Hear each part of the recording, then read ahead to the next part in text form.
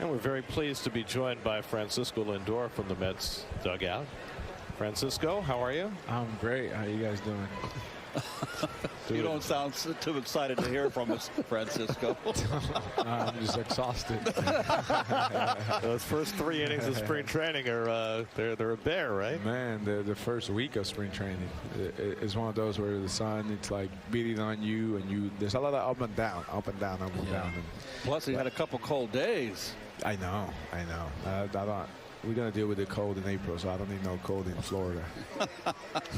I mean, it's amazing no matter how much work you do in the off season, once you get out on the field, it's a different feeling, right? It is insane. I haven't figured that one out. This is my 15 years in baseball, and I've been going at it. And every year I'm like, okay, this is what I'm going to do. I'll be ready for spring training. I show up for spring training, and I get home, I'm like, damn. Spring training got me again.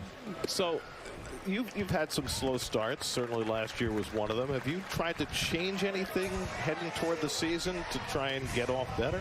Well, usually I show up like extremely ready for day one, and this year I'm ready to play games in spring training. Usually I feel like I show up, I'm ready to play a season.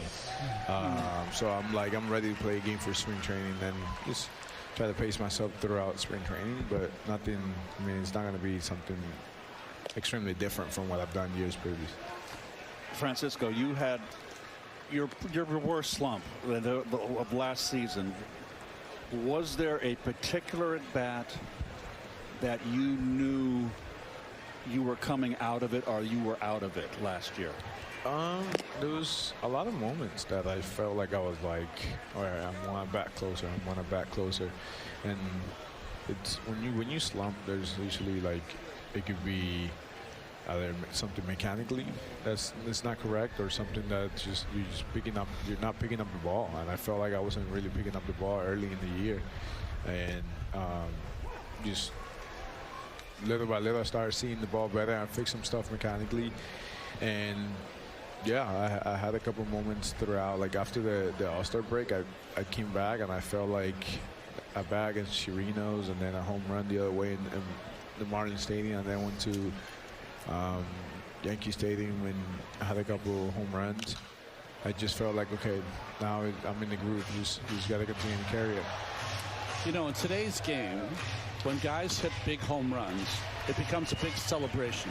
But for you late in the year, there was a calmness that came over you in these big moments. Like when you hit those home runs, you trotted around the bases like, I knew that was going to happen. Yeah, I love some emotion. I love when players show emotions, when they celebrate their moment. You know, that's their moment. They be working hard. Same thing with the pitchers. They work hard. And you get your moment, and then same thing with the hitters. You work hard, you get your moment. I love when players celebrate. I just didn't feel like there was no need for me to celebrate in that moment. You know, the job wasn't really finished, and one, I was exhausted. And two, I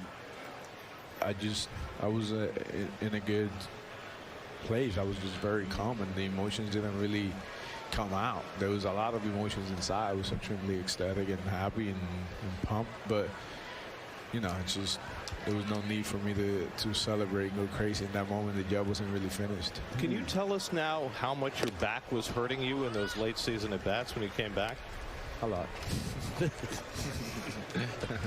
enough to find different ways to sleep. Francisco, thanks so much. Yeah, I appreciate you guys. Thank you, Francisco. Talk to you soon. That's our 4-1 as we hit